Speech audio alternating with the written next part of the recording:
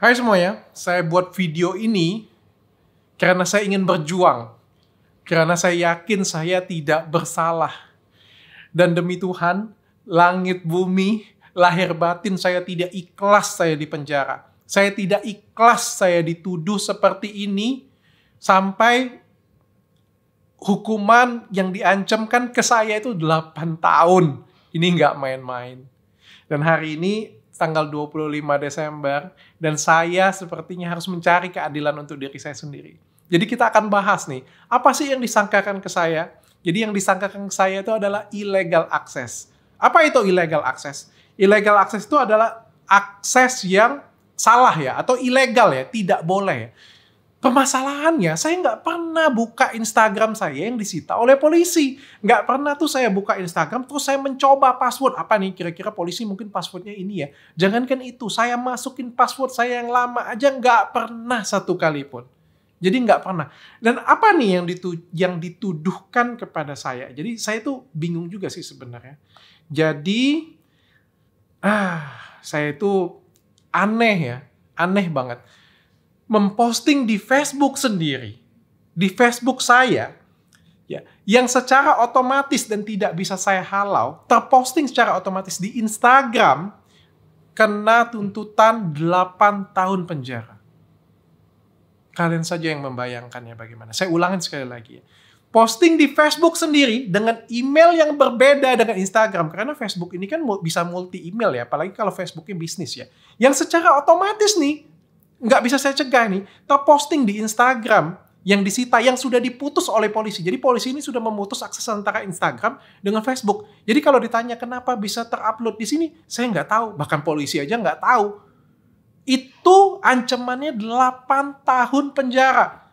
Pertanyaan saya, ini undang-undangnya yang salah, sayanya yang salah, atau pasal yang dikenakan saya ini yang salah?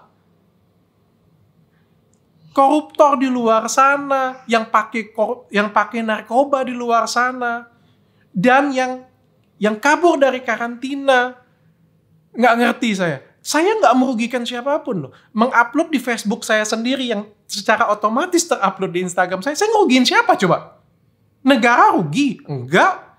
Masyarakat rugi? Enggak. Artis rugi? Enggak. Nggak ada yang rugi. 8 tahun penjara. Kabur dari karantina, siapa yang rugi? Banyak banget, gila. Kalau misalnya virus itu nyebar, satu negara rugi. Ekonomi bisa jatuh, runtuh resikonya. Saya ngerugiin siapa? Dan ini 8 tahun penjara nggak main-main loh. Saya gemeteran setiap hari. Gila. Saya mau bacain pasal yang dikenakan ke saya nih ya.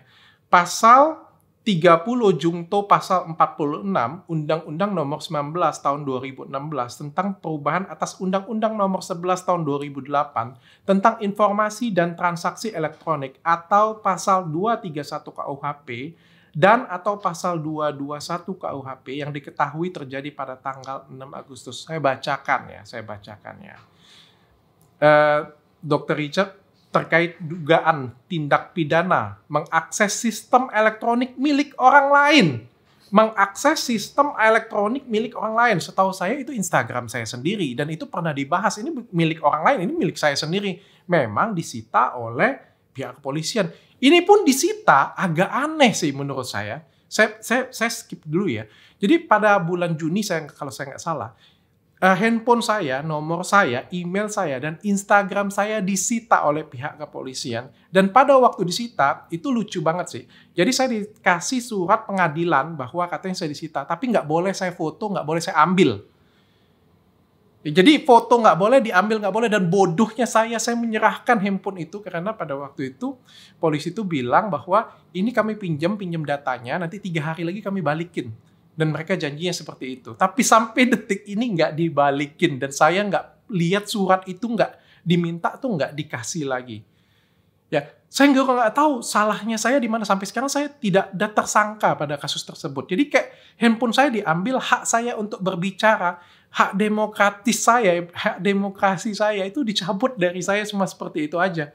Dan aneh sih kalau seorang dokter memberikan saran, memberikan edukasi, terus kayak medianya diambil kayak gitu aja, saya aneh beneran. Saya aneh. Kalau misalnya saya melakukan kesalahan, oke lah. Ini saya nggak melakukan kesalahan dan saya nggak tahu kenapa itu disita. Nggak ngerti saya. Tapi ya oke lah. Nggak bisa lawan saya yang kayak ginian punya ya. Jadi kita bahas lagi ya. Jadi mengakses sistem elektronik milik orang lain tanpa hak atau barang siapa yang dengan sengaja menarik suatu barang yang disita berdasarkan ketentuan undang-undang. Menarik suatu barang yang disita, saya nggak pernah tarik. Jadi Instagram itu sampai sekarang itu saya nggak pernah akses sekalipun. Jadi saya nggak pernah tarik. Kecuali kalau misalnya saya ganti passwordnya, itu namanya saya menarik. Ya. Jadi ini tidak saya tarik sedikit pun. Dan yang dititipkan atas perintah hakim, suratnya saya nggak ada.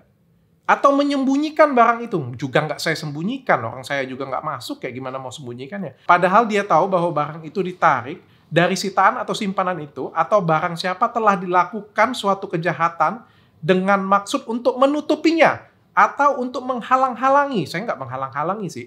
Atau mempersukar penyidikan. Kalau mempersukar penyelidikan, maka nggak saya kasih handphone itu secara ikhlas. Jadi ini nggak ada surat, tapi saya kasih handphone itu supaya penyelidikannya cepat. Saya ngerasa saya nggak bersalah, makanya saya kasih handphone itu. Tapi ternyata saya nggak dibalikin. Atau menghancurkan, menghilangkan, menyembunyikan benda-benda terhadap kejahatan atau bekas-bekas kejahatan lainnya. Jadi ini tuduhan untuk saya menghapus suatu konten. Saya nggak pernah menghapus konten apapun. Ya saya sudah berbicara di berbagai podcast kalau ada konten yang saya hapus terkait katanya dugaan pencemaran nama baik. Itu sel penjara saya buka sendiri, saya masuk sendiri, saya tutup sendiri. Nggak ada saya hapus. Dan di BAP saya, itu yang digaung-gaungkan di media seperti itu. Tapi di BAP saya, satu pun saya nggak pernah ditunjukin, ini video ini kamu kemanain, nggak ada. Jadi itu sangkaan yang nggak ada sama sekali sih. Nggak ada sama sekali. Nah, ini adalah pasal yang dikenakan ke saya. Silakan, mungkin ada ahli hukum di sini yang dengerin cerita ini. Kalian boleh komen deh. Aku pengen tahu juga sih. Balik lagi yang bilang yang salah siapa sih, undang-undangnya, aku yang memang kriminal atau pasal yang dikenakan aku nih yang ngawur ya. Oke, saya akan cerita bagaimana terjadi illegal access. Jadi kan kemarin disita nih, habis disita ya sudah, aku bisa ngomong apa lah ya, namanya kan kita disita oleh pihak kepolisian, diminta balik, nggak dibalik-balikin ya bisa apa sih saya ini kan cuma masyarakat biasa yang nggak punya koneksi, nggak punya apa ya kata orang ya, decking ya, atau nggak punya apa ya, saya nggak punya siapa-siapa sih. Keluarga saya juga dari dulu bukan keluarga yang berada, jadi saya nggak punya siapa-siapa. Nah, 2 bulan setelahnya, jadi sekitar bulan Agustus nih kejadiannya, asisten pribadi saya, ya, jadi kalau yang sering kali lihat konten saya itu tahu lah, ada kameramen saya atau asisten pribadi saya yang sering bawa kamera nih, dia ngechat saya jam 2 pagi. Ya ini orangnya di depan saya nih. Jadi dia ngechat saya jam 2 pagi, saya lagi tidur. Soalnya saya kan tidurnya tepat waktu terus dong. Ya kan dia ngechat saya, "Chat, jangan terkejut kalau misalnya ada postingan di Instagrammu," dia bilang kayak gitu ya. Dan saya bangun jam 6 pagi. Jam 6 pagi saya ngeliat chat itu, saya terkejut dan saya lihat Instagram. Yes, memang ada postingan di Instagram saya. Terkejut lah saya karena ya kan Instagram saya kan disita. Lalu saya telepon dia, WA call. Saya bilang, "Kenapa bisa seperti ini?" Dia nggak bilang, "Aku cuma post di Facebook." Dia bilang, jadi Facebook yang selama ini memang sudah ada. Jadi Facebook ini bukan dibuat baru. Memang dari 2 tahun sebelumnya itu sudah ada dan kita memang sering nge-post dari Facebook tersebut. Ya, jadi ini bukan hal yang baru, ini hal yang sudah dari dulu-dulu kita lakukan.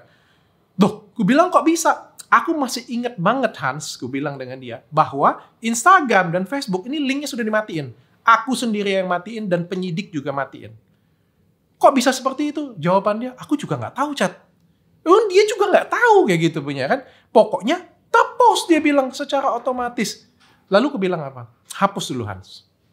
Kenapa dihapus? Karena menurutku konten itu aku mau pelajarin dulu. Boleh nggak ini? Ini bermasalah nggak secara hukum? Aku minta itu dihapus dulu. Jam 9 pagi kami duduk di meeting. Dan yang duduk di meeting itu adalah memang yang tadi konten kreatorku atau asisten pribadiku. Ada juga orang legal. Ya, jadi ada orang hukum juga di sana. Dan kita meeting. Pada waktu di meeting, si Hans tadi, atau konten kreator saya tadi, dia ngomong dan dia meyakinkan saya. Yang disita apa? Dia bilang. Instagram kan? Bukan Facebook kan? Kita kan upload di Facebook. Apa masalahnya? Dia bilang, kecuali kalau kau disitanya itu adalah medsos. Jadi semua medsos kita nggak boleh pakai. Yang disita kan Instagram. Kita kan cuma upload di Facebook. So apa masalahnya, dia bilang. Dalam hatiku ya benar juga. Masa aku nggak boleh upload di mana-mana? Dan juga kan selama ini memang kita kayak cuti upload di Facebook. Karena kita ngerasa kayak patah hati dan nunggu Instagram kita balik kayak gitu punya. Dalam hatiku ya benar juga sih, kan nggak menyalahin aturan. Jadi, dan aku juga tanya secara hukum, boleh nggak sih? Ya boleh katanya, nggak jadi masalah. Kan kita bukan buka Instagram ya, kecuali kalau misalnya kita buka Instagram ya, kita hack, terus kita masukin, kita post. Yes, kalian tangkaplah saya, kayaknya pasal itu cocok untuk saya. Tapi ini enggak, dan kita upload dari Facebook kita. Dan pertanyaannya adalah, aku nanya juga, aku kan gaptek, nggak bisa komputer, nggak nggak ngerti lah kayak gini punya. Apalagi kan kita nih, saya ini kan pimpinan, dan saya juga kan kita ngomongnya konten kreator atau public figure, nggak kepikir sih yang kayak gituan punya, kayak gimana cara ngepost, aku juga nggak tahu kayak gitu punya. Dan ini semuanya diatur, ya Hans tadi yang atur. Terus aku bilang, ya sudahlah, post lah, aman. Dia yang ngepost. Ya abis dia ngepost, ya aku kan agak repot. Kadang-kadang aku juga pengen ngepost sesuatu kan. Dia menginstalkan di handphoneku. Pakai email apa? Apakah email yang disita? Enggak. Ini email yang sangat berbeda, dan itu emailnya dia, bukan emailku. Dan sekali lagi kalian harus tahu ya, bahwa di Facebook Business itu bisa multi email. Ya, jadi kalau Facebook Business itu bisa banyak email. Jadi email yang pemilik, email operator, email admin ada. Kalau di Instagram berbeda. Instagram ya satu Instagram, satu email. That's it, cuma seperti itu. Ya kalau YouTube juga, YouTube itu sebenarnya kalau kalian punya YouTuber ya, kayak YouTuber kayak gitu punya, yang punya YouTube Studio, itu bisa multi. Jadi yang mengoperasikannya itu bisa banyak, dan itu yang harus kita semuanya tahu. Ya. Dan juga Facebook ini yang punya Instagram, tapi Instagram nggak punya Facebook. Jadi nge-link segala sesuatunya ini dari Facebook. Dan kita punya Facebook, ini Facebook Business. Kenapa? Kalau misalnya kita ngiklan tuh dari Facebook Business semuanya. Dan ngelihat engagement-nya itu lebih enak dari Facebook Business. Dan di-post dari itu, dan otomatis terpost di Instagram. Kalau kalian tanya dengan saya, penyidik tuh nanya dengan saya, kok bisa? Ya aku nggak tahu. Aku tanya dengan penyidik, kok bisa? Aku juga nggak tahu, dia bilang. Ya kalau sudah sama-sama nggak tahu ya, kenapa aku harus ditangkap? Kenapa aku harus dipasalin? Kayak gitu punya kan ya. Berarti kan cacatnya ada di Facebook ini. Ya kan? Oh nggak mungkin, Facebook nggak mungkin salah kayak gitu punya. Wah nggak bisa seperti itu dong.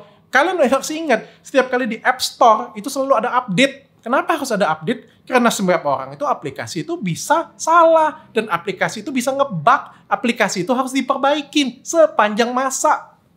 Jadi bukan artinya Instagram itu sempurna 100%. Nggak pernah salah, nggak seperti itu. iPhone aja kadang-kadang nge-lag kok. Jadi kan harus di-upgrade, disesuaikan, diperbaikin. Dan kalau salahnya itu dibebankan ke saya dan saya harus dipenjara 8 tahun, oh, please. Nggak ngerti saya. Nggak paham saya. Nggak paham, benar-benar nggak paham saya. Jadi kalau ditanya dengan saya, jadi kalian bisa bayangin sih, saya tuh ngerasa, sumpah ya, saya kayak tadi saya bilang ya, langit bumi, lahir batin, saya nggak ikhlas saya di penjara. Barang siapa orang yang menzolimi saya, barang siapa orang yang jahatin saya sampai saya seperti ini punya, Tuhan yang akan balas kalian semuanya. Karena tujuan saya itu cuma mau bantu orang banyak, cuma mau edukasi orang banyak. Jadi ini aku nggak pernah mau menghancurkan orang lain ya, kecuali memang orang itu jual krim abal-abal. Kalau orang dia ngancurin muka orang lain ya wajar dong aku hancurin. Aku pikir kalau misalnya itu nggak boleh, berarti polisi juga nggak boleh nangkepin penjahat dong. Soalnya kan benar-benar penjahat mereka. Ya wajar dong kalau misalnya kayak gitu, penjahat kan ngomong, ih polisi jahat ya, pengen menghancurkan hidup aku ya. Kan memang dia jahat. Kayak gimana coba? Nah, mudah-mudahan cerita saya ini adalah jalan saya untuk mencari kebenaran untuk diri saya sendiri. Karena banyak banget fakta hukum saya kayak disingkirin semuanya. Jadi fakta-fakta hukum saya masih ingat yang terakhir kali di BAP ditanya. Ya. Dr. Richard, kamu tahu nggak apa yang kamu lakukan itu salah? Jawaban saya nggak tahu Pak. Kalau memposting di Facebook saya sendiri dengan email yang berbeda, itu salah. Saya nggak tahu. Kalau saya tahu itu salah, nggak saya lakukan posting di Facebook saya. Beneran. Dan kalau saya tahu itu salah, Pak, kalau Bapak tahu juga itu salah, kenapa nggak disita, Pak, Facebook saya juga pada waktu Bapak sita Instagram saya. Dan mungkin Bapak bisa titipin. Dan anehnya itu kalau misalnya memang saya salah, kenapa nggak dikasih tahu sih? Soalnya kan sebenarnya kalau misalnya polisi mensita, sebenarnya polisi harus mengamankan sendiri barang sitaannya. Dan saya nggak pernah, sekali lagi saya jawab, berkali-kali saya jawab, saya nggak pernah sekalipun mencoba menghack walaupun itu punya saya sendiri. Saya percaya Indonesia ini adalah negara hukum. Saya cinta sekali negara ini. Beneran. Sebenarnya banyak banget yang minta saya kuliah di luar negeri dan saya nggak balik lagi ke negara ini. Ya, tapi saya cinta sekali dengan negara ini. Orang tua saya, istri saya minta saya stop edukasi. Tapi saya cinta sekali dengan negara Indonesia ini dan saya cinta masyarakat Indonesia. Ya, saya cinta semuanya.